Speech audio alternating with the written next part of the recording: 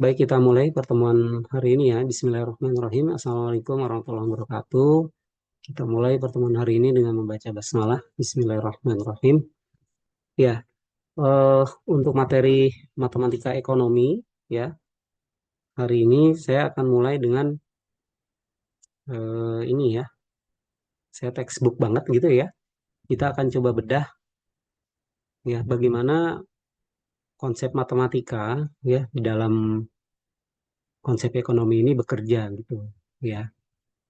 Nanti saya akan bolak-balik ya. Ini saya cuma rangkum saja yang dari buku ini gitu. Oke.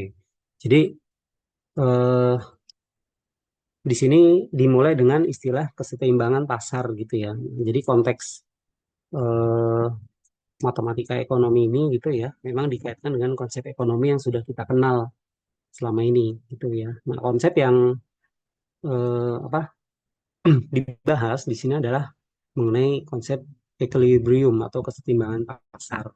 Ini saya kutip kalimat yang ada di buku ya. An equilibrium is a constellation of selected, interrelated, dan seterusnya gitu ya. Yang kalau saya terjemahkan dalam bentuk bahasa Indonesia ya, menggunakan Google Translate kira-kira seperti ini kata-katanya ya. Keseimbangan adalah suatu konstelasi variabel terpilih yang saling berhubungan, saling disesuaikan satu sama lain, tidak ada kecenderungan inheren dan seterusnya gitu ya. Nah, di dalam buku itu ada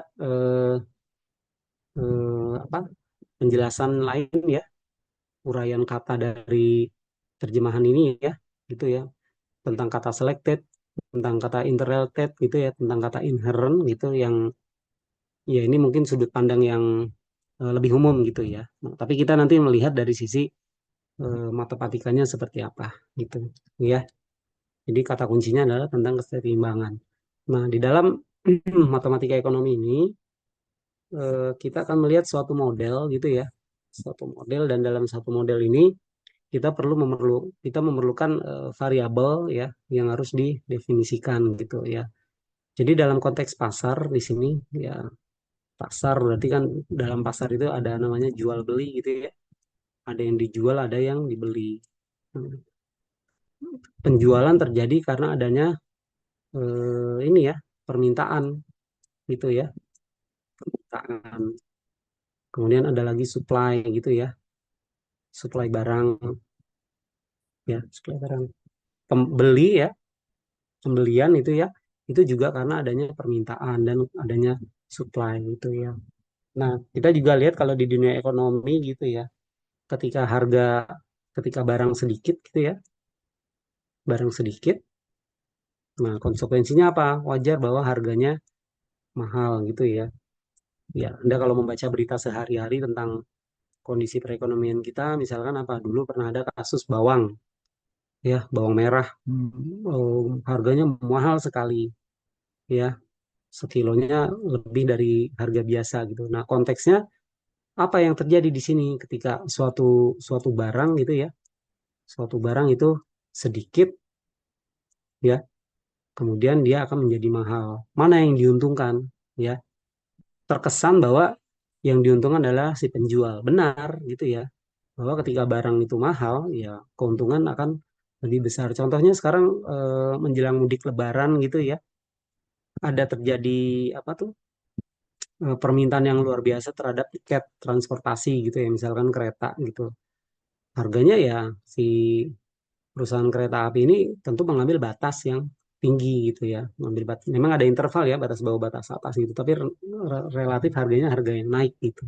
Ya, dan itu yang terjadi. Barang sedikit, ya permintaan banyak, tentu harga akan mahal gitu. Siapa yang bisa mendapatkannya? Yang memiliki keuangan ya, memiliki kemampuan untuk membelinya gitu. Ya, dalam hal ini berarti kan kita ada tiga hal ya yang perlu kita perhatikan betul gitu ya, bagaimana keseimbangan pasar gitu itu terjadi. Nah, ini dalam konteks matematik kita kita coba modelkan ya. Yang pertama adalah model linier ya, model yang bisa dipandang sebagai persamaan garis gitu ya, secara parsial kita lihat. Nah, yang diperlukan apa? Ini saya ambil terjemahannya ya, quantity demand of commodity, jadi jumlah permintaan barang. Jadi kita akan menggunakan variabel KID ya, quantity of demand ya, quantity demand, jumlah permintaan barang. Jadi ini adalah tentang permintaan gitu ya, nilai permintaan. Nah, kemudian quantity supply, jumlah barang yang dipasok. Jadi antara permintaan dan pemasokan gitu ya, permintaan dan pemasokan itu menjadi variabel yang utama gitu ya. Jadi mintanya berapa, yang dipasok berapa gitu ya. Kemudian dari sini ada variabel yang lain itu yaitu variabel harga ya. Jadi Q untuk quantity, P untuk price gitu ya. Bagaimana konstruksi dari tiga variabel ini kalau dipandang untuk menggambarkan suatu kondisi pasar ya, yaitu model linear. Nah, untuk menjelaskan itu, kita harus gunakan dulu yang namanya asumsi dasar gitu ya. Asumsi dasar di sini punya aturan bahwa nilai quantity demand, quantity permintaan ya, jumlah permintaan dan jumlah apa namanya pasoknya gitu ya, itu sama dengan nol. Jadi seimbang ya. Istilah seimbang itu maknanya adalah QD sama dengan QS. Ini kan kalau bisa ditulis sebagai gini ya, QD itu sama dengan QS. Bentuk lainnya adalah QD dikurang QS sama dengan nol gitu. Ya, nah, ini yang disebut sebagai seimbang. Itu tidak ada lebih di antara keduanya itu. Ya. Nah, sekarang menentukan nilai QD-nya bagaimana, QS-nya bagaimana. Kita melihat eh, suatu apa namanya kondisi ya, suatu kondisi yang ini juga bisa kita buat menjadi suatu asumsi gitu. Jadi QD di sini dia merupakan fungsi linear menurun dari P. Apa arti nilai menurun dari P gitu ya? Kan kalau linear turun ya, linear turun berarti kan gini ya. Nah, linear naik berarti begini ya. Nah, jadi ada hubungan antara QD dengan P ya, quantity demand, jumlah permintaan ya dengan harga. Kalau harganya naik, maka permintaan menurun. Itu hubungannya antara QD dengan P. Gitu ya. Ya, wajar ya ketika barangnya mahal gitu ya, tentu saja orang yang membeli ya permintaannya akan menjadi sedikit gitu ya. Sebaliknya kalau harganya banyak, maaf. Tapi kalau untuk supply ya, untuk supply itu kebalik gitu ya. Jadi kalau P-nya naik, maka supply-nya juga bertambah gitu. Ya, jadi ini yang eh, muncul dalam karakteristik hubungan antara QD dengan P ya dan QS dengan P gitu.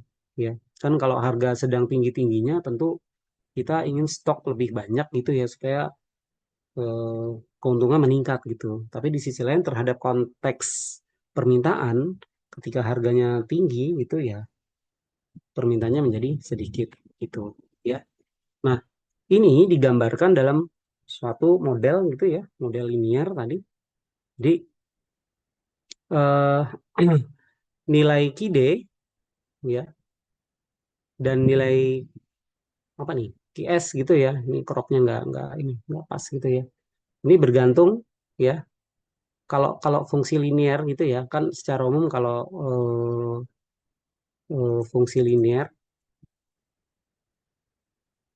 ya itu kan sebetulnya fungsi garis gitu ya, fungsi garis ya identik dengan fungsi garis. Nah kalau fungsi garis kan bisa ditulis y sama dengan ax ditambah b gitu ya. Jadi ada pengalih koefisiennya dan ada konstantanya gitu ya. Nah tadi kan QD ya dihubungkan dengan P gitu ya.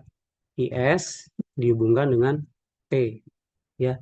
Demand tadi kalau ini naik ini turun gitu ya. Kalau QS kalau price-nya naik ininya juga naik gitu ya.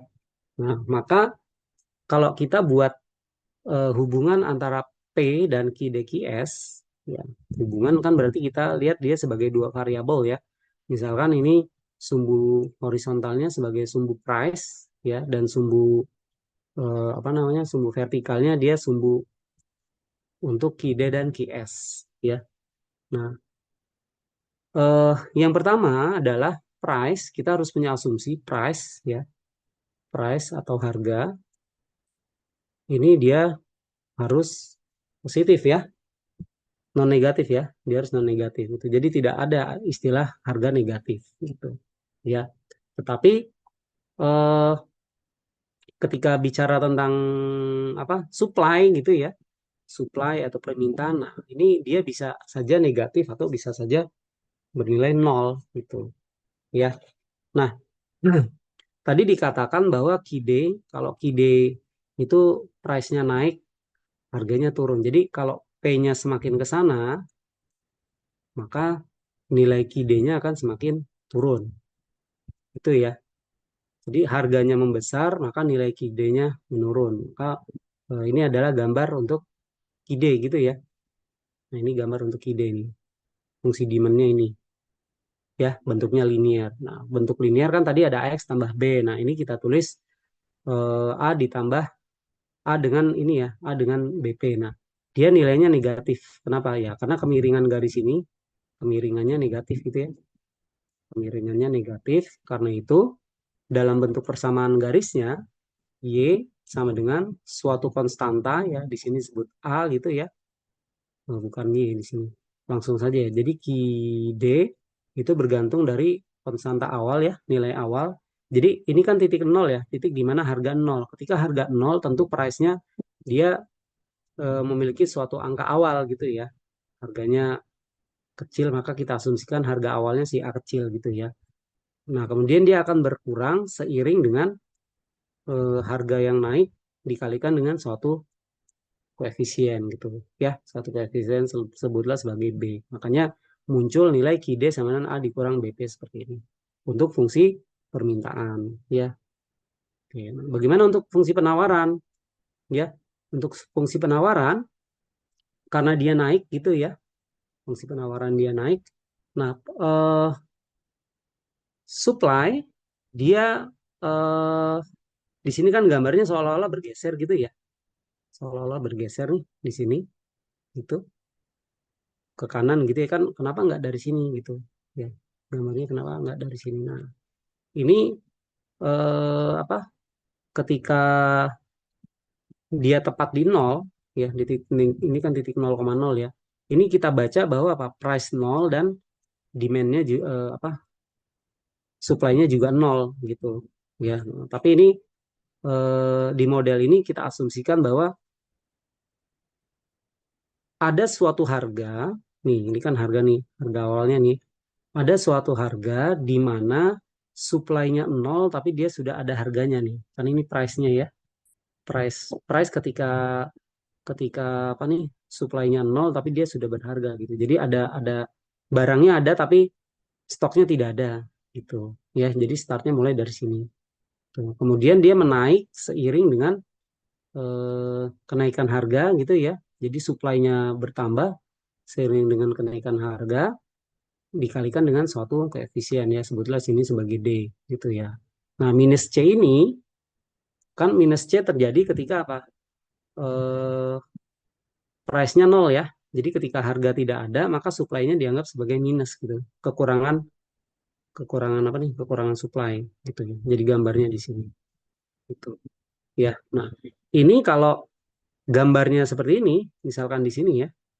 Ini kan sebetulnya QS-nya ya sama dengan DP saja gitu. Ya, D dikali P. Fungsi linear tambah adanya konstanta. Jadi kan konstanta di sini kan sebagai nilai awal gitu ya. Nilai awal dari suatu fungsi gitu. Nah, ini penting untuk didefinisikan pada fungsi pada model apa namanya? Supply ya, pada pemasok barangnya gitu.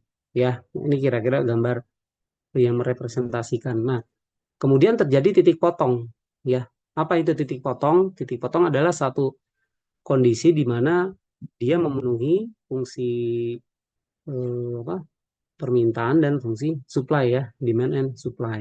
Nilainya di sini dilambangkan dengan bintang gitu ya. Nah, ini kalau kita anggap sama nilainya ya, nanti bisa kita pandang sebagai ki bintang. Nah, ini nanti yang akan dicari solusinya gitu ya. Kan cara mencari titik potong dari dua fungsi linear ya. Fungsi linear ya Anda tinggal substitusi. Jadi idenya dari situ ya. Nah, kemudian eh, apalagi yang bisa kita munculkan dari bentuk persamaan ini, karena kita konteksnya adalah konteks ekonomi ya. Berarti di sini kalau dalam keseimbangan QD sama dengan QS gitu ya. Nanti ini yang akan kita cari, ini kondisi keseimbangan gitu ya. Ya. Nah, jadi QD ya, quantity demand, bentuk permintaan dilambangkan dengan suatu nilai awal dikurang BP gitu ya. A-nya positif, B-nya positif ya.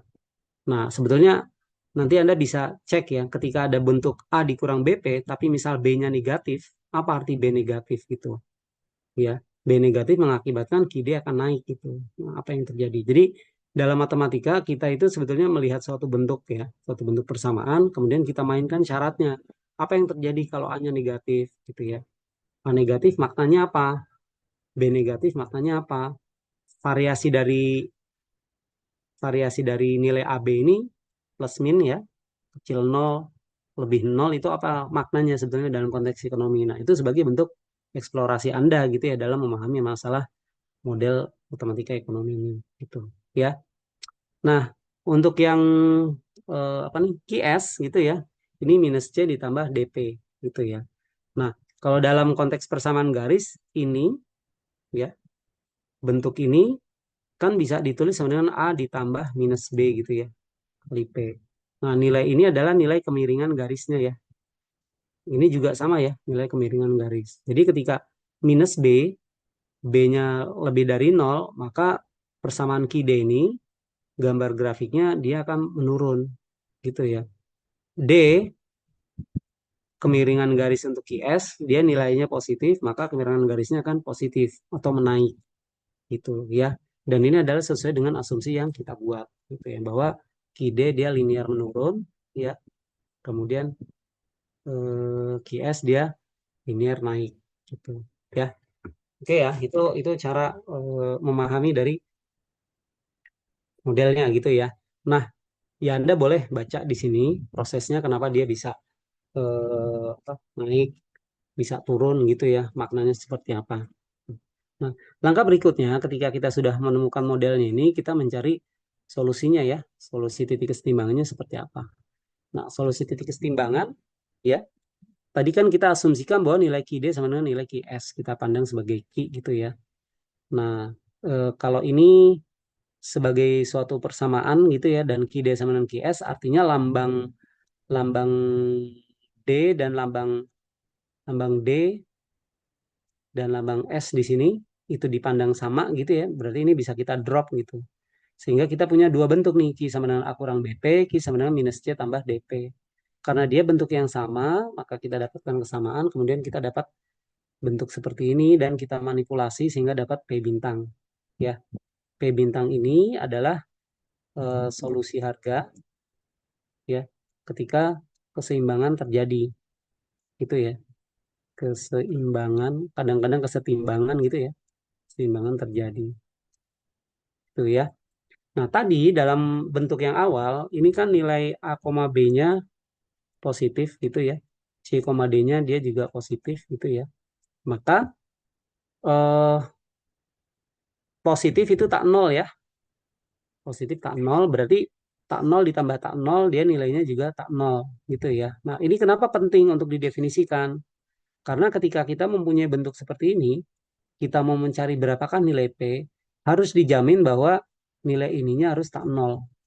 Dan ini bisa terjadi ketika nilai koefisien B dan D-nya itu dibuat tak nol ya. Tapi tak nolnya apa? Tak nol positif atau tak nol negatif. Nah, tadi dalam model yang awal kan tak nolnya adalah tak nol positif gitu ya. Sehingga aman. Kita bisa tuliskan price ya. Solusi price pada kondisi keseimbangan ini bergantung dari penjumlahan nilai A dan C ya dibagi dengan nilai B tambah D itu ya. Jadi kita dapat P bintang seperti ini untuk price gitu ya. Nah, tapi kita belum selesai di sini ya. Kita masih harus mencari nilai Q-nya berapa, kuantitinya berapa ya, jumlah barangnya berapa. Nah, di sini eh, ketika kita mendapatkan B tambah D itu positif ya, berarti kan kita harus membuat nilai Q-nya ya. Apa yang terjadi dengan nilai Q-nya gitu ya. Nah, nilai Q-nya di sini eh, bentuk perkalian AD kurang BC itu kan dia lebih besar sama dengan nol gitu ya. Nah, ini akan bermakna secara ekonomis gitu ya. Jadi nanti akan diberikan batasan tambahan bahwa nilai AD-nya harus lebih besar dari nilai BC gitu ya. Kan ketika kita substitusi saja nilai P ya, tadi kan apa namanya? Ki Kide ya. Ini nih bentuk ini. Bentuk ini kan Awalnya A dikurang BP gitu ya. Kalau BP bintangnya tadi udah didapat gitu ya, kita masukkan ya A tambah C per B tambah D yang tadi ini ya. B tambah D. Nah ini ya. A tambah C per B tambah D, nilai B-nya dikalikan B, dengan manipulasi aljabar kita dapat bentuk seperti ini, sehingga kita dapat AD kurang BC per B tambah D. Ini kan tadi sudah positif ya, sorry ini sudah tak nol gitu ya, terlebih dia lebih besar dari nol. Nah bagaimana dengan ininya ya, bagaimana dengan ini? Nah ini kan quantity itu dia nilainya harus positif gitu ya. Nah ininya sudah lebih dari nol, maka atasnya juga harus positif, maka haruslah AD dikurang BC-nya lebih dari nol yang mengakibatkan syarat tambahan bahwa AD lebih dari BC gitu ya. Jadi keterangan atas itu muncul ya ketika kita memasukkan secara matematik gitu persamaan yang tadi untuk mencari solusinya ya. Nah, kalau kumpulan titik-titik P dan Q ya kita himpun, sebutlah ini himpunan demand gitu ya, dan ini himpunan supply gitu ya. Himpunan demand adalah pasangan terurut PQ di mana Q sama dengan ini A kurang BP. Kalau S-nya Q sama dengan minus C tambah DP, maka solusi itu tak lain adalah irisan dari D iris Q, D iris S gitu ya. Maka ini hasilnya adalah irisan dari dua himpunan gitu kan. Di sini ini kan titik-titik ya. Garis ini kan kumpulan titik-titik gitu ya. Ini juga kumpulan titik-titik. Nah, ini ketika diiris ya, garis berpotongan gitu, eh, kita dapatkan himpunannya ya berupa himpunan solusi dan ini tunggal gitu ya karena perpotongan garis di sini adalah tunggal. Ya, nah itu gambaran bagaimana konteks kondisi ekonomi itu dipandang dalam bentuk model linear, bentuk persamaan garis ya dengan asumsi bahwa kalau harga naik permintaan menurun, tapi ketika harga naik supply barang juga akan bertambah gitu. Ya, karena kan para pengusaha ingin mengambil untung sebanyak-banyaknya dalam kondisi barang juga sedang naik gitu. Ya, tapi nanti Pak akan ada satu kondisi di mana ketika barangnya banyak dan tidak dibeli-beli ya dia otomatis akan turun lagi sehingga pada saat itu ya konsumen yang sudah mulai mampu untuk membeli akan membeli barang tersebut maka terjadi keseimbangan pasar. Kan kalau sebagai pedagang menjual harga terlalu besar dan nggak ada yang beli juga ya nggak laku-laku rugi juga nanti lama-lama gitu ya. Sebagai pembeli juga ketika kita tidak punya kemampuan untuk membeli ya ya sudah kita tidak akan bisa mendapatkan barang yang kita inginkan jika harganya memang tidak realistis gitu ya. Jadi kita kan sebagai konsumen membeli berdasarkan kemampuan gitu ya. Nah, eh di sini ada latihan ya. Nah, ini menariknya buku ini Pak Ciang ini ya. Jadi setelah diberikan apa satu masalah sederhana ya model linear ini diberikan contoh soal seperti ini ya. Jadi di soal ini ya tentukan P bintang dan Q bintang yang pertama dengan eliminasi gitu ya. Yang kedua gunakan formula 3435 ya, use fraction rather than decimal gitu ya. Nah, 3435 kan tadi ini ya. 3435 ini untuk menemukan berapa nilainya gitu ya. Jadi kan kalau menurut eh, persamaan 34 itu kan price itu sama dengan tadi apa? B A tambah C ya. A tambah C per B tambah D gitu ya. Ya, untuk soal nomor satu ya. Maka price-nya adalah, nah ini kita definisikan dulu nih. Kalau ini kita tulis sebagai sama dengan A dikurang BP gitu ya. Ini sama dengan min C ditambah BP. Maka kita dapat nilai A-nya sama dengan 21, nilai B-nya sama dengan 3, nilai C-nya sama dengan 4, dan nilai D-nya sama dengan 8. Ya. Maka P bintang adalah 21 ditambah 4 dibagi 3 ditambah 8. Sama dengan 25 per 11. Tuh, ya. Nah, kalau yang bagian A eliminasi ya, Anda dapatkan dengan proses yang tadi.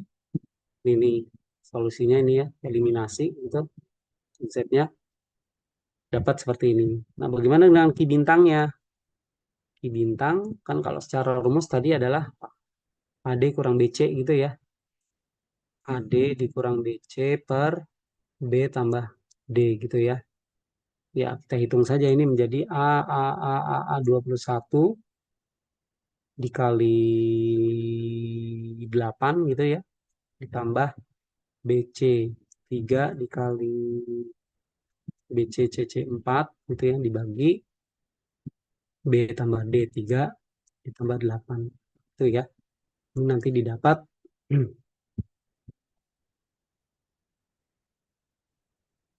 hasilnya berapa ini?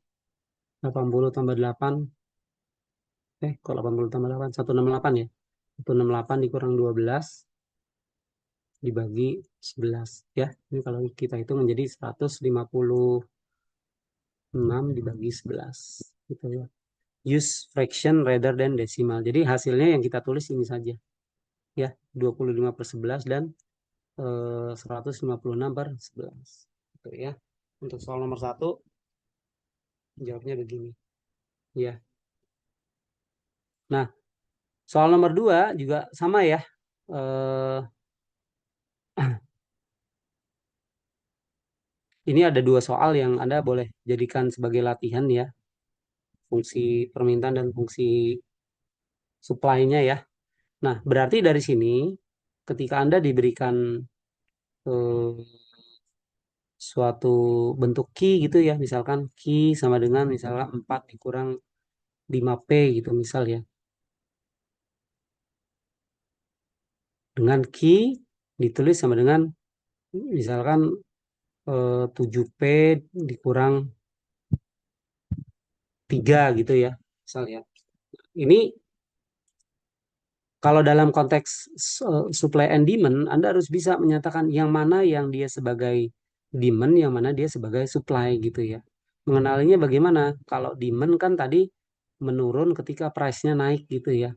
Maka ketika ini kemiringannya, kan ini Q bergantung dari P ya. Q bergantung dari P. Maka ketika nilai koefisien, nilai kemiringannya ini negatif, maka ini kita nyatakan sebagai fungsi permintaan gitu ya. Tapi kalau yang ini kan kemiringannya positif gitu ya, maka ini sebagai fungsi supply gitu ya. Seperti itu. Ya. Jadi kalau dihilangkan D dan S-nya, nah ini kan coba lihat 6P kurang 10 min 6 tambah 5P gitu. Ini kan cara menulisnya beda nih, 6P kurang 10 dan min 6P tambah 5P. Kan tadi bentuk defaultnya ya QS kan sama dengan minus C ditambah DP gitu ya. D-nya kan sama dengan A dikurang BP. Nah, ini kalau Anda hafal bagus gitu ya, tapi kalau nggak hafal kan Anda bisa gunakan logika Anda untuk menentukan mana yang dia sebagai fungsi permintaan, mana yang dia sebagai fungsi supply gitu ya. Fungsi pemasok atau penawaran gitu ya. Itu ya. Nah, ini latihannya. Eh, Nah, latihan nomor 3, nomor 4, dan nomor 5 ini sebetulnya sedikit analisis ya. Jadi kan di sini dinyatakan bahwa berdasarkan persamaan 35, apa tuh persamaan 35? 35 kan ini ya, ini 35. Jadi Ki bintang ini sama dengan AD kurang BC gitu ya. AD kurang BC per B tambah D. Itu ya. Nah, ini kan Ki bintangnya dia harus diplot positif. Ya. Ini menyatakan it is necessary that, jadi eh, perlu ya dinyatakan bahwa nilai ini expression tandanya itu harus sama ya. Harus sama-sama positif ya. Harus sama-sama positif. Itu ya. Verify that this condition is indeed ya. Juga memenuhi model di problem 1 dan problem 2 gitu ya. Jadi problem 1 2 ini kan Anda bisa lihat bahwa nilai nilai apa tuh namanya? AD kurang BC ya. Kalau kita masukkan ini kan dia juga positif nih yang atas ya, 156 bagi 11 gitu ya. Nah, ini kan dua-duanya sama-sama positif jalan gitu. Nanti yang soal 2 kan nggak saya bahas di sini ya, tapi Anda bisa cek secara mandiri gitu. Ya, itu yang nomor 3 gitu maksudnya ya. Verify, jadi diverifikasi bahwa ini memang terpenuhi untuk problem 1 dan 2. Nah, sekarang ada kasus ya, misalkan soal nomor 4 ini, B tambah D sama dengan 0. Oh ya, bagi Anda yang mau interupsi bertanya langsung aja Pak, izin tanya gitu silakan gitu ya. Kalau B tambah D sama dengan 0 ya pada linear market model, dapatkah solusi keseimbangannya ditemukan menggunakan 3, 4 dan 35 ya. B tambah D ya, bentuk B tambah D. Nah, bentuk B tambah D itu kan muncul dari solusi ya, A tambah C per B tambah D gitu ya. Ini kan AD kurang BC dibagi B tambah D. Nah, pertanyaannya kalau B tambah D sama dengan 0, apa yang terjadi? Gitu ya. Nah, kalau B tambah D sama dengan 0, maka bentuk pecahan ini kan muncul apa? Pembagian dengan 0 gitu ya. Yang dalam konteks matematika ini tidak didefinisikan gitu ya. Artinya ketika ini terjadi, maka keseimbangannya ini tidak akan muncul gitu ya. Nah, tapi Anda boleh coba mainkan persamaan gitu ya, mainkan persamaan pada gambar ini gitu. Coba Anda plot di mana nilai B dan nilai D itu nilainya 0 gitu ya, dan jumlahnya 0. Ya, Anda plot apa yang terjadi? Gambar gitu ya. Mungkin nggak itu terjadi? Apa yang terjadi dengan garisnya itu? Ya, nomor 5 juga sama ya. Kalau B-nya tambah D dia sama dengan 0 gitu. What can you conclude? Ya, berdasarkan posisi dari permintaan dan supply ya, pasokan atau penawaran di figur 31, figur yang tadi yang paling awal. Kesimpulannya seperti apa? Itu ya terkait dengan solusi keseimbangannya ya. Jadi dalam konteks ini walaupun modelnya model linear, kita dari sisi matematikanya ya itu kalau bicara tentang syarat gitu ya, itu akan menarik gitu ya. Kalau di sini kan syaratnya harus dibuat ya A, B-nya positif, C, D-nya positif, sehingga nanti dapat nilai price-nya ya dan nilai kuantitinya, solusinya itu muncul bentuk pecahan. Dan dalam matematika kan pecahan kita hindari ya, tidak kita definisikan dia bernilai nol. Nah, dalam konteks ekonomi ya ini juga sebetulnya seperti apa gitu ya. Nah, soal-soal yang nomor 45 ya, 345 sedikit analisisnya gitu ya terkait dengan tanda dari suatu variabel tadi ya, koefisien-koefisiennya tadi ya. Itu. Oke, berikutnya, jadi ternyata dalam konteks keseimbangan pasar itu kita bisa memperhatikan bentuk non-linearnya gitu ya. Jadi syaratnya sama ya untuk keseimbangan kan QD sama dengan QS. Dimisalkan ya, dimisalkan ini QD bentuknya 4 kurang P kuadrat. Kenapa ini non-linear? Karena pangkat dari P-nya itu tidak satu gitu ya. Ini juga ya. Ini konteksnya non linear ini kan sepaket ya. QD dan QS itu sepaket gitu. Jadi di sini permintaannya non linear gitu ya. Terus supply-nya atau penawarannya linear. Ini kan linear dia. Ini persamaan linear nih. Nah, ini yang persamaan non linearnya ya. Non linearnya ini.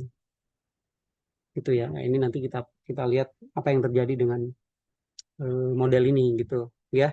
Nah, kalau tadi idenya kan QD dan QS itu akan seimbang kalau nilai QD sama dengan nilai QS. Berarti kita dapat kesamaan ini ya, dan kita susun ulang menjadi bentuk ini. Nah, ini muncul yang namanya persamaan kuadrat ya.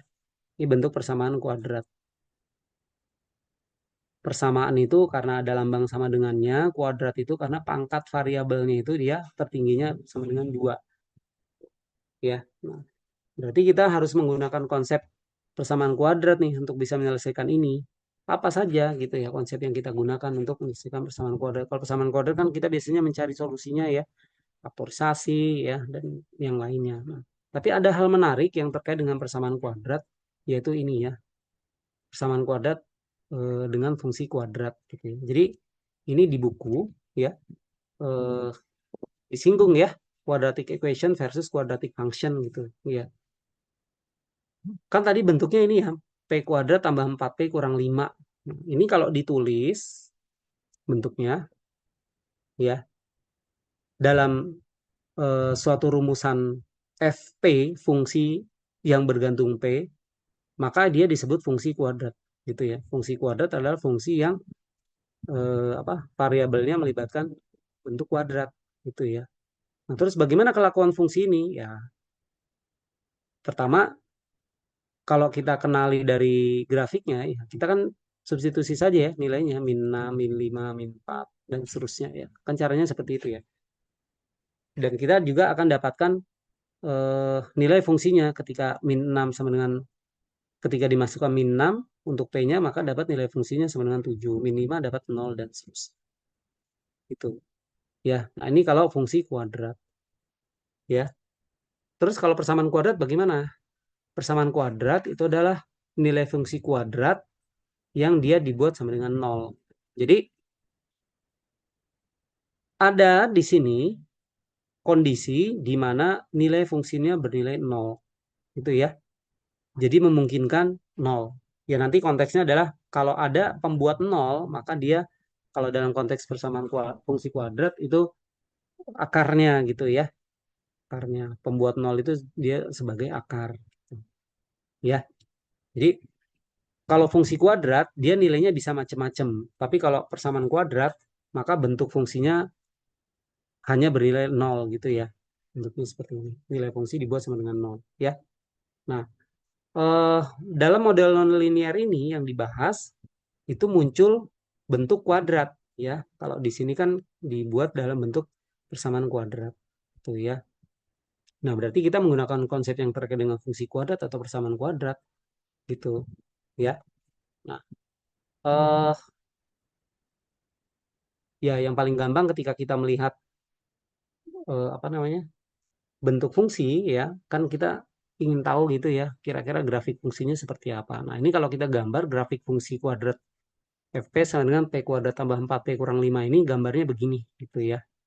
Ya ini Anda bisa gunakan software atau untuk menggambarnya ya sebetulnya Anda gunakan ini ya beberapa titik dimasukkan sampai Anda eh, menemukan gitu ya. Lihat ya di sini ya. Ini kan ketika nilainya negatif, min 6, min 5, min 4, min 3, ini nilainya kan 7, tiba-tiba 0, gitu ya.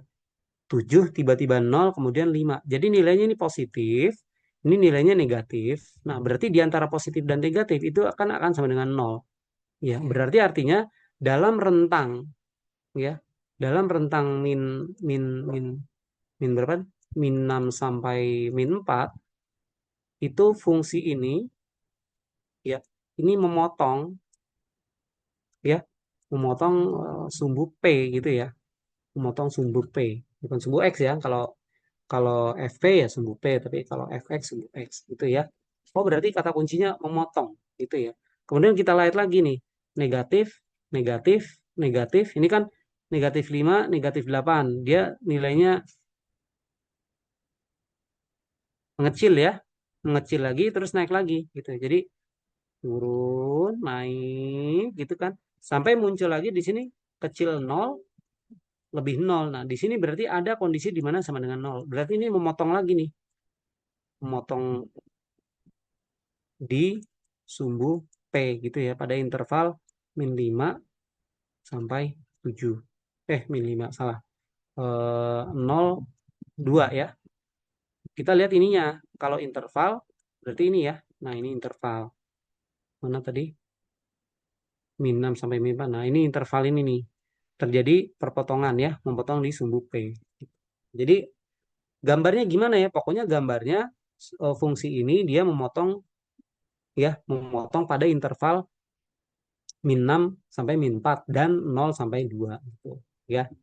Nah, presisinya berapa gitu ya kan? Kadang-kadang kalau kita ketemu fungsi kuadrat mencari akarnya itu akarnya belum tentu bagus ya angkanya gitu ya. Nah, kita juga bisa pakai metode bagi dua atau metode Newton masuk ke sisi numeriknya gitu ya. Tapi kebetulan ini kan seolah-olah kalau dalam konteks persamaan kuadrat ini kan seolah-olah bisa dibelah ya, faktorisasi gitu misalnya. Nah, ini 5 ya, ini 1. Nah, kalau kayak gini gampang gitu ya, kelihatannya gampang. Ini kan salah ya. P kurang 1, P tambah 5 ya. Ini ya. Nah, ini kalau dipecah, kebetulan bisa dipecah. Masalahnya kalau nggak bisa dipecah dan angkanya ini nggak bagus, ya repot juga gitu ya. Nah, kemudian tadi kan ada turun, kemudian naik gitu ya. Turun, kemudian naik. Nah, kalau dalam kalkulus kan ini cekungnya cekung atas ya. Nanti turunan di sini ya. Turunannya ini kecil nol, di sini turunannya besar nol gitu. Kalau konteks fungsinya ya. Nah, ini nanti ternyata kondisi ekonomi itu ketika memunculkan suatu fungsi ya nonlinear dalam hal ini itu bisa kita kaitkan dengan konsep-konsep matematik yang ada, konsep kalkulus contohnya ya, gitu. F kecil nol dan F aksinya lebih dari nol. Kemudian terus dan memotong gitu ya. Di interval 0 sampai 2 memotong. Memotong sumbu dan dia akan terus naik. Ya. Nah, kalau bicara tentang solusi dari P itu ya atau akarnya yaitu apa definisinya sama dengan nol ya atau pembuat nol dari P. Kalau dari gambar kita lihat nilainya 1 dan 5. Nah, ini adalah solusi ya. Solusinya P1 sama dengan 1 dan sama dengan min 5 gitu ya. Kalau dari tabel ini kan kita lihat angka nolnya di sini ya. Di sini dan di sini gitu ya. Terus apa lagi? Kalau dari matematikanya ini solusi ya. Solusinya ada berapa? Ada dua ya. Solusi ada dua nilai. Nah, tapi kan kita tadi berangkat mendapatkan ini kan dari konteks ekonomi ya. Apa arti price negatif? Tidak ada. Ya, karena itu berarti nilai negatif ya price-nya di sini tidak diperhatikan. Maka ini ya kadang-kadang kita kasih kode TM ya, tidak memenuhi ya TM. Maka ini yang disebut solusi. Solusinya adalah yang ini ya, price-nya sama dengan 1. Ya, ini kalau soalnya hanya soal kalkulus, matematika, tentukan titik potong. Ya, Anda bisa dengan mudah sebut titik potongnya terhadap sumbu P-nya adalah min 5 dan 1. Selesai. Tapi ketika kita beri makna ini sebagai price, ya price, fungsi harga, non-linear, maka dalam konteks ekonomi kita tidak boleh menyatakan bahwa solusinya adalah min 5. Tidak bisa. Gitu. Ya.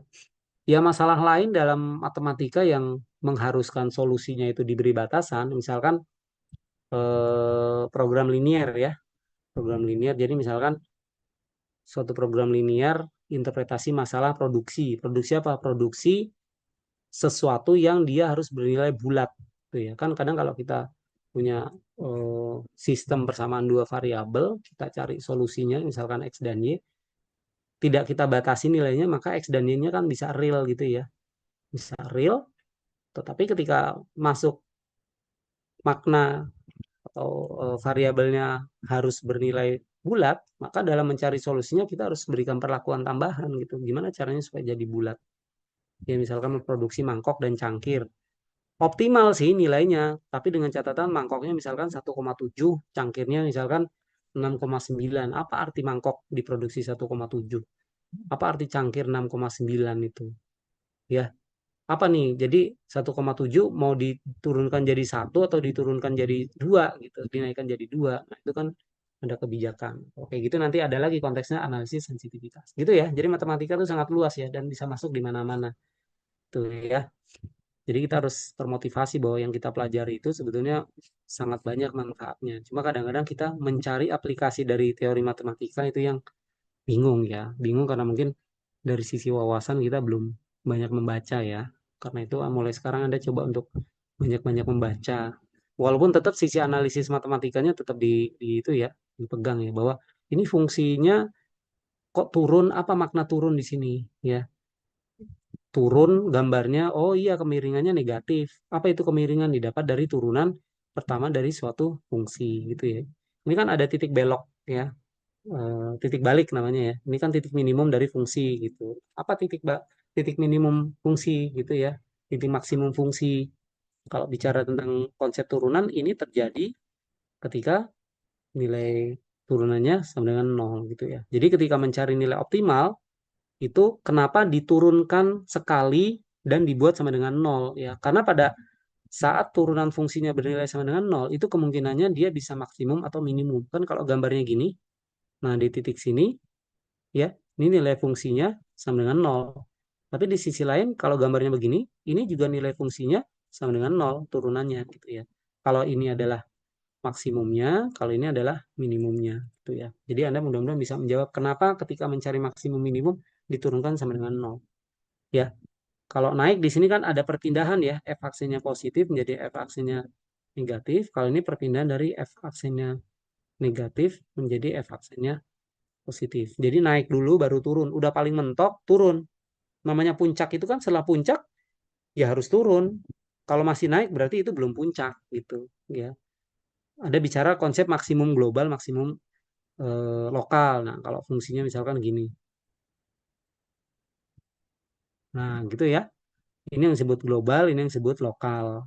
Ini lokal nih. Jadi pada interval tertentu kita punya puncak gitu.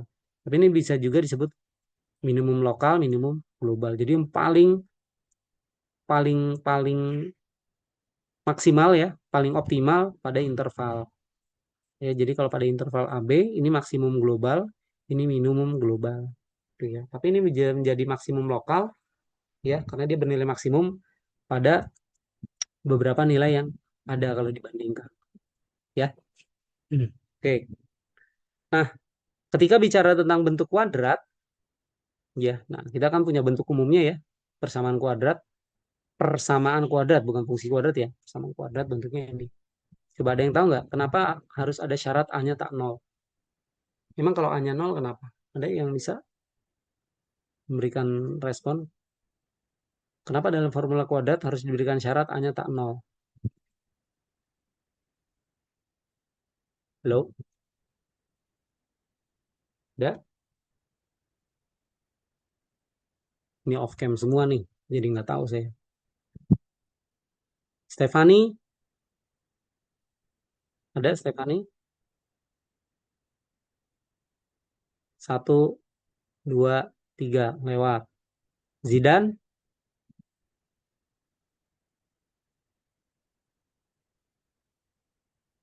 nggak ada. Zahra, nggak ada. Salman, Hadir, Pak. kenapa harus ada syarat A tak nol? Memang apa yang terjadi kalau A-nya sama dengan nol?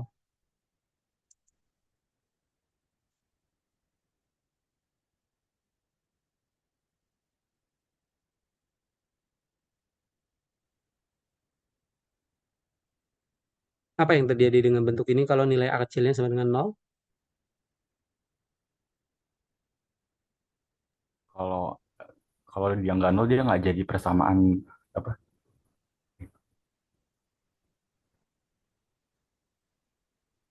Apa? Dia nggak jadi persamaan kuadrat Pak, kalau misalkan A-nya nol. Ya, sudah. Begitu doang. Ya. Jadi bentuk ini dia akan menjadi persamaan kuadrat kalau koefisien A-nya tak nol. Kalau A-nya sama dengan nol ya menjadi persamaan garis gitu ya. Linier. Bentuknya gitu ya. Simpel ya. Tapi harus dijawab gitu loh pertanyaan ini. Tuh, hal-hal mudah itu Anda harus tahu jawabannya. Kalau hal-hal susah ya memang perlu proses untuk jawabnya. Gitu ya. Oke, terima kasih Salman. Nah, ketika bicara formula kuadrat, persamaan kuadrat gitu ya, ya kita cari solusi. Solusinya sudah kita kenal gitu ya. Ini saya kalau ngutip di buku kan bentuknya gini ya. I kuadrat dikurang 4AC per 2A. Ya, tulisannya ini pangkat setengah gitu ya.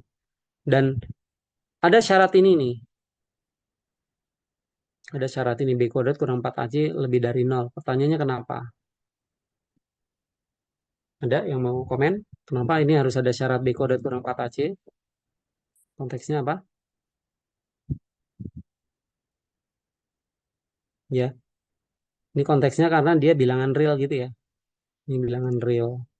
Kalau dia nilainya kecil nol atau kecil sama dengan nol ya, ya ini sebetulnya gini ya. Boleh nol. Tapi kan di sini A-nya tak nol gitu ya. B kuadratnya juga makanya ini di drop bagian sininya gitu ya. Nah, kalau dia kecil nol jadi imajiner ya.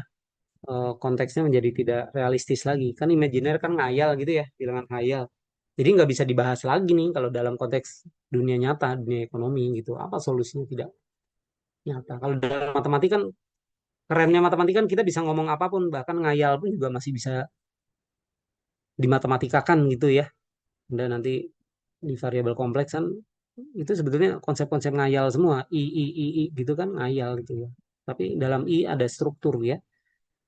Kalau di sini syaratnya seperti itu ya. Nah, ini solusinya kenapa bisa begini? Ya, ya kan tadi P kuadrat tambah 4P kurang 5 kan. P kuadrat tambah 4P kurang 5 sama dengan 0. Jadi nilai A-nya sama dengan 1, B-nya sama dengan 4, C-nya sama dengan min 5 gitu ya. Ya kalau disubstitusi dapat 9 nih. Dan solusinya didapat ya. Ini ada dua solusi, tapi karena price-nya tadi positif, ini negatif, ini yang memenuhi, ini yang tidak memenuhi gitu ya. Jadi ini eh, di drop gitu ya. Dalam konteks non-linear, ketika bicara solusi ya ini di drop. Jadi yang diambil ada yang ini. Gitu. Ya. Nah, eh ini kan fungsi kuadrat tadi itu didapat dari apa? Menggabungkan ya dua dua persamaan ya. Yang satu persamaan linear, non linear, yang satu linear gitu ya. Nah, dapatnya kuadrat ya. Kuadratnya begini, solusi kuadratnya adalah price-nya dapat 1 dan min 5 gitu ya. Tapi kalau digambar masing-masing, kan tadi kita punya key D sama key S gitu ya. Ini kan key D nih. Key D, key S. Key D apa tadi? Price-nya membesar, nilai demand-nya menurun ya. Nah, Anda lihat nih. Tapi kita tidak bicara tentang apa namanya slope lagi ya, kemiringan lagi. Ini nggak ada kemiringannya di sini. Ya, ini sudah kuadrat non-linear ya. Tapi kalau ini masih bisa bicara tentang kemiringan yang kemiringannya adalah 4 positif gitu ya. Jadi gambar yang QS sama dengan 4 P kurang 1 dia garis gitu ya. Gambar QD sama dengan 4 kurang P dia P kuadrat dia bentuknya non linear sama ya. Nah, kok gambarnya cuma sepotong? Ya, cuma sepotong karena kita mendefinisikan pada konteks ini ya, model ini P-nya harus nol dan nilai QD QS-nya harus positif ya maksudnya. Nol positif gitu ya. Price-nya begini. Maka kalau dalam sistem kuadran kan ini semuanya apa namanya? Ada di kuadran satu gitu ya. Ada di kuadran satu. Ya, jadi nilai Q dan nilai P-nya dia harus positif. Nah, tadi kan nilai P-nya berapa? Satu dan min 5 ya. Dari solusi kan P-nya, solusi P-nya sama dengan satu gitu ya.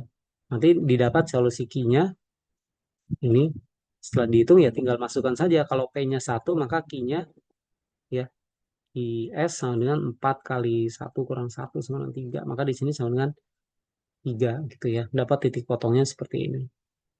Gitu ya. Eh, yang dipertimbangkan adalah yang positif ya. Nah, tapi irisan dari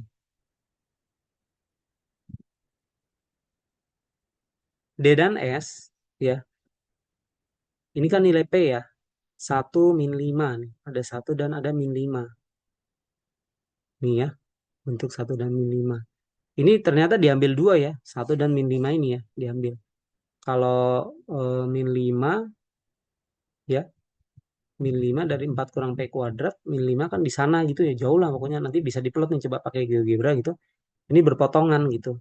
Min 5 min 5 dengan nilainya min 21. Tapi ya ini kan sama-sama negatif. Jadi yang diambil sebagai solusi pada konteks ekonomi ya sebetulnya satu 3 ini. Jadi keseimbangan terjadi ketika nilai P rise-nya, price-nya sama dengan satu dan key-nya baik permintaan atau penawarannya itu sama dengan 3 itu ya. Ini solusi dari konteks grafiknya seperti itu ya. Nah, eh,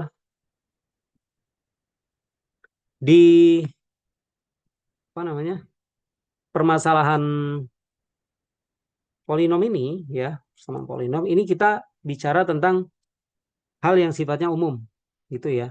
Jadi di buku ini itu kita juga diingatkan gitu ya tentang ada hal lain yang bisa kita pandang dari sisi matematis ya, yaitu ini ya higher order, higher order ininya ya, polynomial equation gitu. Nah, ini ada beberapa teorema. Saya tulis teoremanya dulu, walaupun di buku ada contohnya dulu, baru teoremanya, gitu ya. Nah, terkait dengan suku banyak, ya, kuadrat kan juga suku banyak, gitu ya. Jadi dalam bentuk pangkat, gitu ya. Secara umum kita punya teorema seperti ini, gitu, ya. Yang menyatakan apa?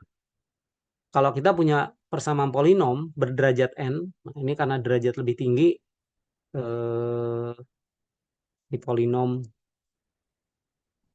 derajat n, gitu ya. Oke. Di mana semua koefisiennya integer, jadi diasumsikan koefisien integer itu artinya apa? A0, A1, sampai AN kurang satu dia bulat gitu ya. Bilangan bulat. Integer ya, bulat. Kemudian koefisien of xn-nya unity, ya berarti sebetulnya nilai AN-nya itu sama dengan satu gitu ya. Satu atau min satu ya. Plus minus ya, unity. If there exists integer root, ya, then, jadi kalau terdapat akar yang integer, maka apa? Ini dia merupakan pembagi dari A0 gitu ya. Setiap dari apa nih? Rootnya itu dia pembagi dari nol, dari koefisien A0 ini gitu. Jadi kalau ada akar-akar bulat, maka akar-akar bulatnya itu each of them, jadi akar-akar bulatnya itu akan membagi A0 gitu ya. Nah, ini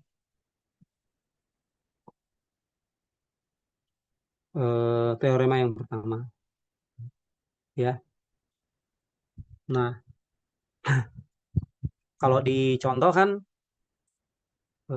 apa, x pangkat 3 gitu ya dikurang x kuadrat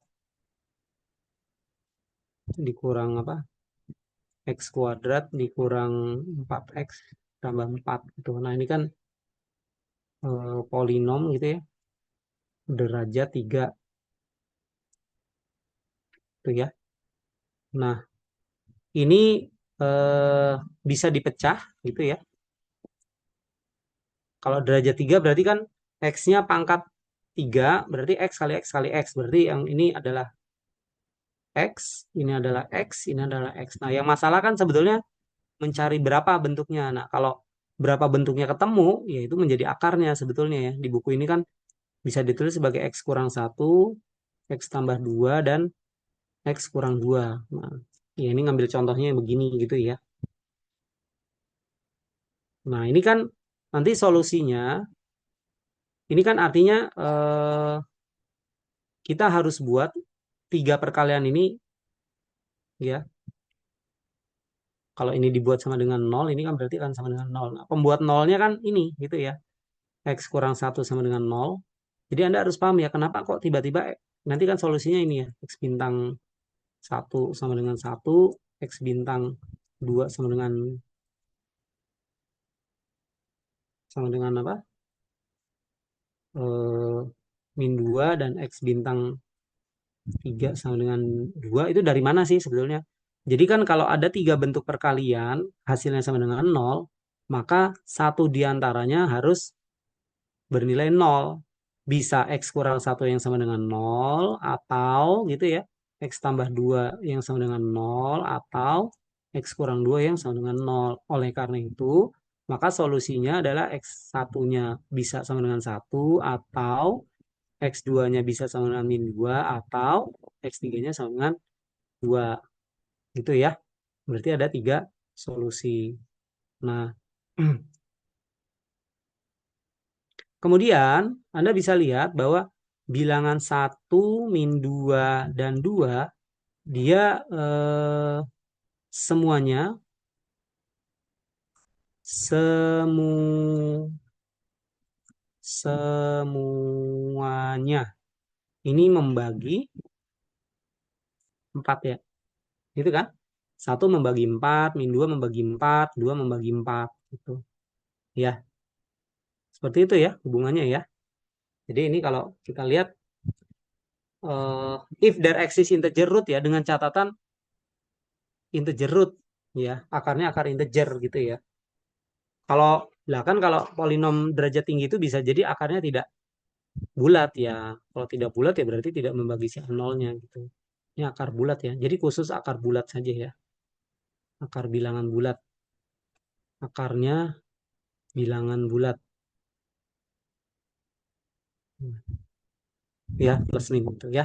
Nah, itu teorema yang pertama. Nah, eh,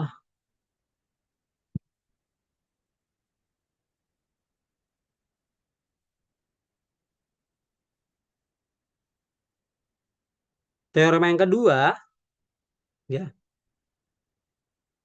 teorema yang kedua ini polinomnya, koefisien integer. Nah, ini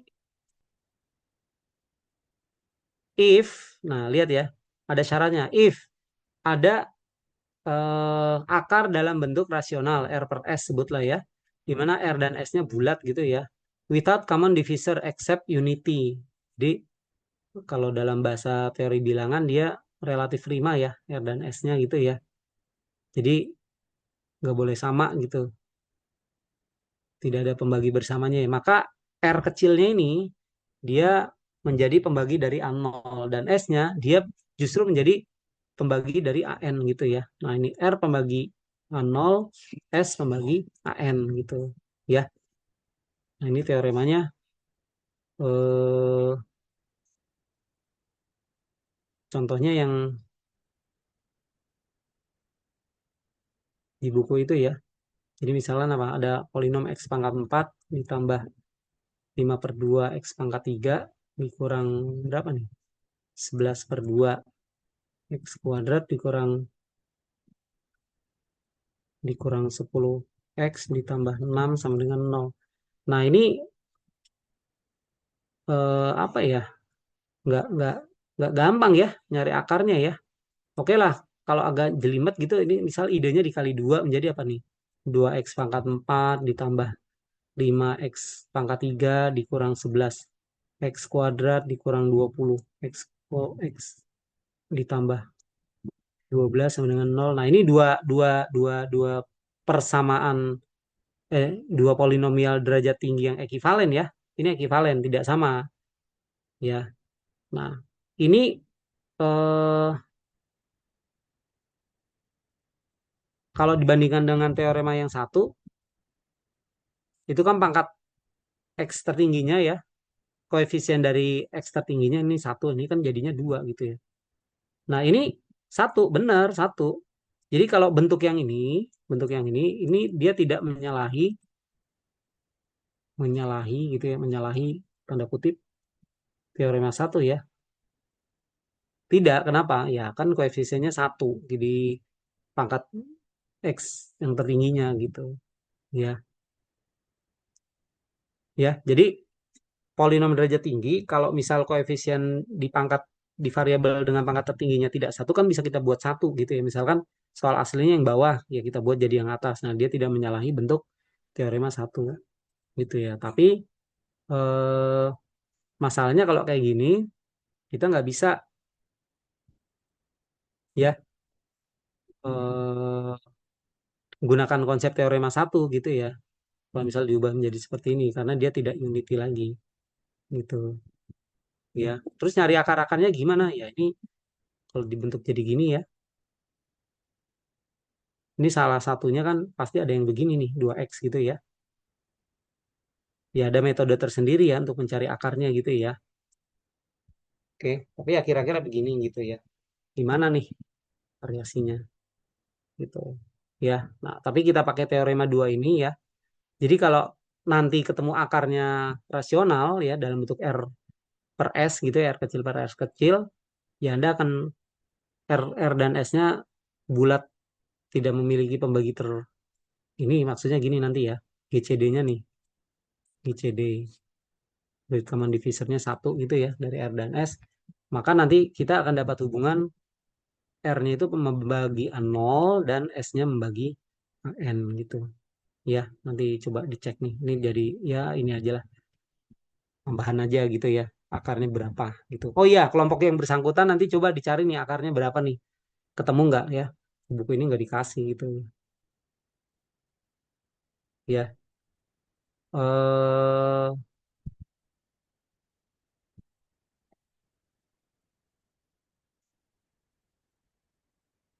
nah, tapi ini di teorema 3 sebetulnya penutup ya. Teorema 3 penutup. Nah, tapi ada contoh lagi ya tuh, ada contoh apa tuh? Quartic equation ya namanya ya. Kalau pangkat 4 kuartik ya. Kalau pangkat 2 kuadratik gitu ya. Kalau pangkat 3 kubik gitu ya. Nah, ini ada bentuknya kan gini ya. 2x pangkat 4. Ini contoh ya, tambah 5x pangkat 3. Sama dengan yang tadi. Yang ini ya, min 11 sama ya. Oh ya, ini kita tulis ulang ya.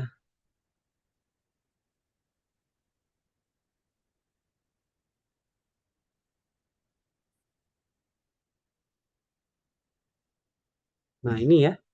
Eh, ini dilanjutkan ya. Jadi, kan persamaan yang tadi. 2x pangkat 4 ditambah 5x pangkat 3 dikurang 11x kuadrat dikurang 20x ditambah 12 sama dengan 0 ya. Nah, faktor dari 12 itu ya. Itu kan plus minus 1 gitu ya, plus minus 2 plus minus 3 plus minus 4 plus minus 6 plus minus 12 itu sendiri ya. Nah, ketika di sini AN-nya sama dengan berapa di sini? Sama dengan 2 ya. Maka kemungkinan tadi bentuknya apa? R per S ya. Yang S membagi 2 ya. Kemungkinannya adalah satu, terus gini aja lah. Plus minus 1 dan plus minus 2 gitu ya. Nah, maka kemungkinan nilai R per S-nya, kemungkinan ini di buku nanti bisa dibaca lagi ya. Kemungkinan R per S-nya itu eh ya dari sini memungkinkan adalah plus minus 1, plus minus setengah gitu ya. Plus minus 2 plus minus 3 gitu ya. Kemudian plus minus 3 per 2 kan kemungkinannya satu dan 2 ya. Dan R per S gitu ya. Jadi satu per satu, satu per min satu ya masuk dalam plus minus satu gitu ya. Kemudian kalau satu dibagi 2 ya plus minusnya jadi setengah gitu ya. Dua dibagi satu, 2 dibagi 2 balik lagi. Plus minus satu dan plus minus 2. Tiga per 2. Bagaimana dengan 4? Ya 4 kalau dibagi satu 4. Dibagi min satu min 4. Jadi plus minus 4. Kalau dibagi 2 ya balik lagi ke plus minus 2 atau min 2. Kemudian 6 ya. 6 jadi plus minus 6 ya. Plus minus 6. Kemudian kalau 6 dibagi 2 jadi 3 atau min 3 ya balik lagi gitu ya sama plus minus 12 gitu ya. Nah, iseng nih, iseng. Kalau misalkan gitu, misalkan kita cek untuk X sama dengan satu ya. X sama dengan satu berarti nanti didapat di sini kan berapa tuh? Min 12 gitu ya. Sama dengan 0 kan X sama dengan satu berarti apa? Kalau X sama dengan satu ya, sama dengan satu berarti 2 kali satu ditambah 5 kali satu dikurang 11 kali satu dikurang 20 kali satu ditambah 12. Itu ya. Ini kan berarti berapa? 2 tambah 7 kurang 11 kurang 20 tambah 12. Gitu ya. Ini 9 ya. Ini 9 gitu ya. Ini min 31 dikurang 31 ini tambah 12 ya. Ini 9 kurang 31 berapa? Min 21 ya. Min 22 ya. min 22 tambah 12 gitu ya. Kok ini hasilnya min 12 ya? Cek lagi ya, ini akan sama dengan nol gitu. Ini nggak sama gitu. Ya. Nah, tetapi dengan prinsip TM gitu ya, tidak memenuhi untuk X sama dengan satu dia TM gitu. Tidak memenuhi. Tetapi ketika eh, secara percobaan ya, dan kita hitung ya, ini sebetulnya bisa bisa difaktorkan gitu ya. Hasilnya di buku gini nanti. Setengah, kemudian 2 gitu ya. Kemudian min 2 ini ya, dan X tambah 3 ini sama dengan nol. Jadi persamaan yang atas, kuadratik yang atas itu, persamaan kuartik yang atas, pangkat 4 yang atas, itu ketika dipecah bisa menjadi begini. Akarnya itu ya, akarnya setengah, 2 min 2 dan min 3 gitu ya. Nah, yang first faktornya bisa ditulis sebagai 2x kurang satu.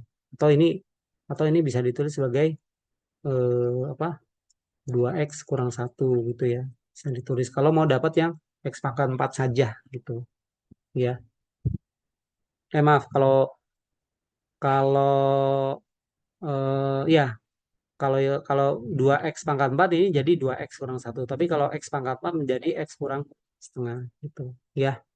Nah, eh bagian ini ya itu perlu kita review lagi ya karena memang nanti di dalam apa namanya model-model ekonomi ini ya di dalam matematika ekonomi ini memungkinkan masalahnya adalah masalah non linier gitu. Jadi ketika masalahnya sudah muncul non linier, pengetahuan kita tentang bagaimana menyelesaikan non liniernya ya polinom gitu, ya ini juga harus review gitu ya. Oke. eh Berikutnya ini ada apa namanya nih latihan ya. Find the zeros of the following function graphically. Itu ya. Ini menyelesaikannya gimana nih? Ya. Kalau yang ditanya zero, zero apa zero? Membuat nol ya. Di sini pembuat nolnya berapa nih? Kok matek isinya kayak gini? Ini bagian awal doang ya. Bagian belakangnya ya akan lebih menarik lagi gitu. Ya. Oke. Coba saya tanya dulu lah. Rafina ada nggak Rafina? Halo, Rafina? Nggak ada. Raffi ada Raffi? Ada Pak, Nah, Rafina Raffi. Kalau satu A ini pembuat nolnya berapa nih?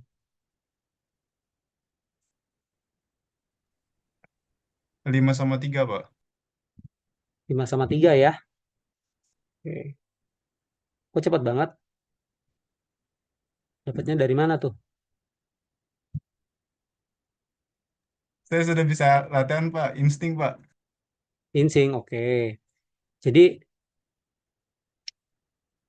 ya ini terlatih ya intuisinya ya. Ya kadang-kadang kita berpikirnya ini dipandang sebagai ini kalau ditanya pembuat nol itu kan sebetulnya kita mengarah ke sini ya. 8x tambah 15 sama dengan nol. Oh, ini muncul menjadi kalau ini adalah apa namanya? Ini adalah fungsi kuadrat itu ya, kuadrat. Nah, kalau ini adalah bentuk persamaan kuadrat.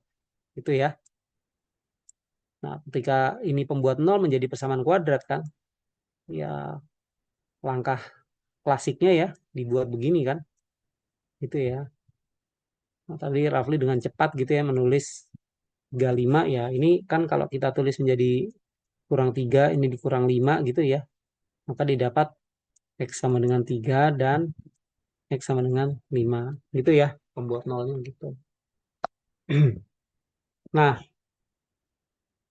tapi kalau dalam bentuk eh, soal nomor 2 nih, kuadratik formula. Jadi kuadratik formula kan tadi rumusnya apa? Kalau AX kuadrat tambah BX tambah C sama dengan nol gitu ya. Kita punya X12 sama dengan min B plus minus akar gitu. B kuadrat kurang 4AC per 2A. Ya, kita cek saja misalkan ya. X12 min B-nya berapa di sini? Ini kan berarti A-nya sama dengan 1, B-nya sama dengan min 8, C-nya sama dengan 15 gitu ya. Min min 8 gitu, plus minus akar gitu kan.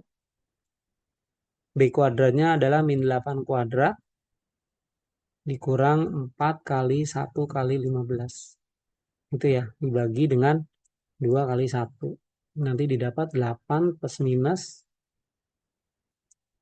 akar. Ini di dalam 64 dikurang berapa nih? 60 ya. Berarti 4 ya, dibagi 2. Berarti hasilnya adalah 8 tambah 2 per 2 dengan 8 kurang 2 per. Ini hasilnya sama dengan 5. Ini hasilnya sama dengan 3 gitu. Ya, sama ya hasilnya ya. 5 dan 3 gitu. Ya. Nah, soal nomor 3, find cubic equation with root 6 min 1, 3. Nah, kalau ini diketahui akarnya dulu, baru dicari. Ya, ini kan gampangnya gini aja, X kurang 1 tambah 1 gitu ya. X kurang 3 dan X kurang 6. Nanti dikali-kali dapat itu persamaan kubik ya. Nah, yang kuartik juga sama ya. Ini kan sama aja, X kurang 1, X kurang 2, X kurang 3, X kurang 5. Ini merupakan persamaan kuartik, persamaan pangkat 4. Ini persamaan pangkat 3 gitu. Ya, gampang. Lebih mudah mencari bentuk persamaannya ketika akarnya diketahui. Tapi kalau mencari akarnya, ya kadang-kadang malah imajiner ya, nggak punya akar real gitu. Ya, oke. Nah, nomor 4, determine if X sama dengan 1 is a root. Jadi maksudnya sebetulnya mensubstitusi ya, nilai X sama dengan 1 ke dalam persamaan ini. Coba yang C ya. 3 kali 1 dikurang 1 tambah 2 kali 1 kurang 4. Benar nggak hasilnya 0 ini? 3 kurang 1, 2. 2 tambah 2, 4. 4 kurang 4. Nah, ini benar. Itu ya. Jadi yang ini benar. Itu ya. Yang AB bisa dicek. If find the rational root if any of the following. Ah, ini mencari akar rasionalnya butuh proses ya. Jadi nanti Anda bisa coba nomor 5 ini. Coba sendiri. Dan ya saya minta kelompok yang membahas ini, slide-nya dilengkapi aja ya. Jawaban-jawaban soal yang ada di sini. Gitu. Ya. Nomor 6, nomor 6 ya sebetulnya yang tadi ya. Anda gabungkan dulu Q D Q S-nya ini. Ya, contoh yang ini misalkan jadi berapa nih? 3 kurang P kuadrat sama dengan 6P kurang 4. Gitu ya. Nanti kita sederhanakan menjadi P kuadrat ditambah 6P dikurang 7 sama dengan 0. Ya, ya. Ini kan kita tahu kalau dijadikan akarnya kan P tambah 7 P kurang 1 gitu ya. Jadi solusinya P sama dengan 1 dan P sama dengan min 7. Ini TM gitu ya. Jadi price-nya nanti 1 gitu. Ya. Nomor 6B juga sama caranya. Ini kalau digabung berarti menjadi apa? 8 kurang P kuadrat. Ini 8 kurang P kuadrat ya. Sama dengan P kuadrat kurang 2. Ini jadi apa? 2P kuadrat dikurang 10 sama dengan 4. Itu ya. Atau kalau disederhanakan jadi P kuadrat dikurang 5 sama dengan 0. Nah, ini bisa diplot grafiknya seperti apa. Ya. Nah, soal nomor 7, market equilibrium condition. Nah, ini catat ya. Jadi kondisi equilibrium pada suatu pasar terjadi ketika QD sama dengan QS. Ini Anda pegang ya. Ini akan banyak dipakai ke depan gitu. Ya. Kadang-kadang penulisannya dibentuk dalam QD kurang QS sama dengan 0. Dalam interpretasi ekonomik ya, excess demand is zero gitu ya. Hasil dari permintaannya zero. Nah, DAS 37 represent later version if not supply approach economic interpretation. Nah, ini agak analisis sedikit ya. Silakan Anda terjemahkan nih DAS 37 represent later version gitu ya. 37 yang mana sih? 37 yang ini ya. Apakah dia membentuk ini atau tidak gitu ya. Nah, ini bisa coba dijelaskan ya. Apakah ini bentuk model persamaan equilibrium ya, kondisi equilibrium atau tidak gitu. Kan yang 37 di sini itu kan membuatnya gimana sih? 37 itu kan dibuat QD sama dengan QS gitu ya. Nah, ini sebetulnya dia memenuhi gitu, tapi penjelasannya bisa Anda apa tambahkan lagi gitu. Ya, baik. Jadi Untuk bagian yang mana tadi? Ini ya, kira-kira gambaran suatu apa tuh konsep kesetimbangan pasar ya, dan bagaimana mencari titik kesetimbangan untuk berbagai model ya, konteks model.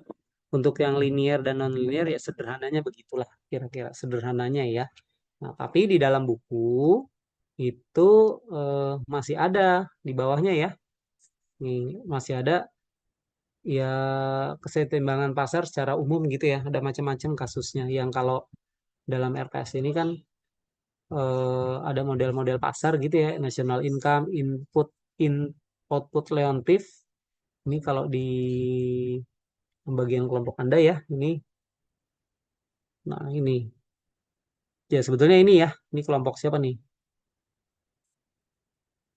Kelompoknya mana? Di samping, Pak. Oh ya, oke. Jadi nanti Lailatur, Najwa, Fahar besok, enggak sekarang ya, pertemuan berikutnya jelasin aja sedikit kesetimbangan dalam analisis national income gitu ya. Yang linear tak linearnya nggak usah, tadi udah saya jelaskan gitu ya. Tambahin saja. Terus nanti kelompok 2 kan bicara tentang model national income eh, Leontif ya. Leontif. Ini masih masuk di bab berapa ini? Bab 5 ya. Sudah ganti ya. Si Alfa ini sudah masuk di bab 5 gitu. Ya, ini nanti besok silakan sudah mulai menjelaskan gitu ya. Eh, jadi bagian saya pelan dulu ya. Bagian Anda jelaskan. Mohon slide-nya di-share saja di Drive atau di ya, grup gitu supaya temannya baca dulu, dan YouTube yang sudah dibuat juga bisa diakses, ditonton gitu. Jadi nanti ketika Anda menjelaskan, jelaskan konsep dasarnya saja yang diperlukan seperti apa. Ya saya berharap sebetulnya dalam YouTube Anda ya, dalam rekaman Anda itu bisa menjelaskan detail seperti saya dan hal-hal penting apa yang memang perlu diketahui gitu. Seperti tadi kan saya bicara tentang ini ya, gambarnya kan gini doang gitu ya. Tapi apa yang bisa kita dapat dari gambar ini gitu. Sisi matematiknya kita gali gitu. Nah, jadi mohon ketika nanti presentasi Anda tidak sekedar mengcrop dari materi gitu ya, mengcrop dari buku, bacakan enggak, tapi ada hal-hal apa yang Anda boleh jelaskan di situ ya. Tentunya studi literatur dulu ya. Pahami, coba dijelaskan. Kemudian ada soal contoh yang dibahas gitu ya. Kemudian nanti teman-temannya dikasih kesempatan untuk mencoba gitu ya. Jadi apa namanya? Aktif gitu ya, penjelasannya juga interaktif gitu ya. Nah, materi kita cukup banyak, tetapi secara bab nggak terlalu banyak gitu ya. Nah, kalau sampai mana tadi? Tes ini kan cukup sampai ini ya bab 9. Nanti selanjutnya bab 56 juga cuma 2 subbab, bab 72 sama bab 9 gitu ya. Tapi di sini hati-hati ya, mampu mengaplikasi kalkulus dalam analisis menggunakan uji turunan pertama, turunan kedua, pengali Lagrange. Nah, apa itu pengali Lagrange gitu ya? Mudah-mudahan ini nanti kelompok yang kebagian ini ya, ya Anda review dengan sekian contoh dan tidak tidak berpatokan pada bab 9 tok gitu ya. Mungkin Anda ambil yang lain dari referensi yang lain gitu ya, tidak hanya dari Ciang gitu. Ya, ya silakanlah diatur gitu ya. Semakin dalam Anda mendapatkan materinya, ya semakin banyak pengetahuan yang didapat untuk kita semuanya gitu. Ya, oke, mungkin itu dulu dari saya. Nanti slide-nya saya bagikan ke Anda yang tadi ya, yang coret-coretnya ini. Gitu. Ada pertanyaan dulu terkait materi dulu ya, jangan yang terkait kelompok dulu. Ya, spare 1 jam ini kan kita 150 menit ya, 2,5 jam. Ya, sebetulnya kalau saya nanti bahas lagi yang berikutnya, nanti kelompok satunya tidak kebagian gitu. Makanya saya asumsikan yang pertemuan ini sudah gitu ya. Anda latihan soal juga sudah saya bahas tapi tidak detail ya. Ada yang masih gampang lah, gampang intinya. Tapi Anda harus coba gitu dalam catatan Anda sendiri gitu. Nah, setelah itu nanti kelompok yang pertama ya, itu silakan untuk beraksi besok. eh, Coba dijelaskan dengan detail gitu ya. Lailatur, Najwa Fahar, dan nanti kelompok 2 Fakih Andika Anastasia itu ke pertemuan berikutnya ya, ke apa materi berikutnya ya. Dan nanti tolong kelompok ini siap-siap juga ya. Kalau nanti tim 2 ini, kelompoknya siapa nih? Kelompoknya Fakih ini ya. Dia dengan cepat membahas latihan soal juga, teori latihan soal dan ada exercise-nya gitu. Ini kelompok ini juga harus siap-siap nih analisis komparatif gitu. 2,5 jam ini. Ya kondisional ya besok ya. Pertemuan berikutnya gitu. Ya. Mungkin itu dulu ya. Nanti pembahasan di luar yang tidak perlu direkam kita bahas di luar gitu. Ya. Oke, untuk hari ini kita tutup dengan membaca hamdalah. Alhamdulillahirrahmanirrahim. Assalamualaikum warahmatullahi wabarakatuh. Waalaikumsalam warahmatullahi wabarakatuh. Terima Ya, kasih, Pak. tutup dulu recordnya. Wabarakatuh.